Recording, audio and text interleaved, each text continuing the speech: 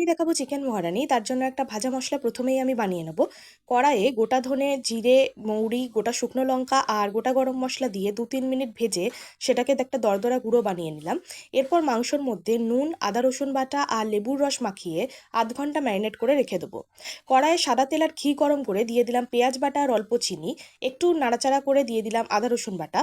একটু ভাজা ভাজা হলে ম্যারিনেট করে রাখা মাংস, কাশ্মীরি লঙ্কা গুঁড়ো আর গোলমরিচ গুঁড়ো দিয়ে কিছুক্ষণ ভেজে তাতে দিয়ে দেবো 2 চামচ আলমন্ড বাদাম বাটা আর 1/2 কাপ ফেটিয়ে রাখা টক দই। সব কিছু দিয়ে 5-6 মিনিট একটু কষিয়ে নিয়ে দিয়ে দেবো আরও একটু নুন আর অল্প চিনি। তারপর দিলাম ভেজে রাখা মশলাটা। ততক্ষণ অবধি কষাবো যতক্ষণ না তেল ছেড়ে আসে। কষানো হয়ে গেলে এর মধ্যে দিয়ে দিলাম জল। এরপর ফুটে উঠলে ঢাকা দিয়ে মিনিট 15 কম আঁচে সেদ্ধ হতে দেবো।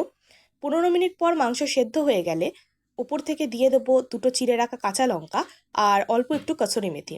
তৈরি হয়ে গেল চিকেন মহারানি। বাড়িতে বানিয়ে দেখবেন কিন্তু কেমন লাগলো।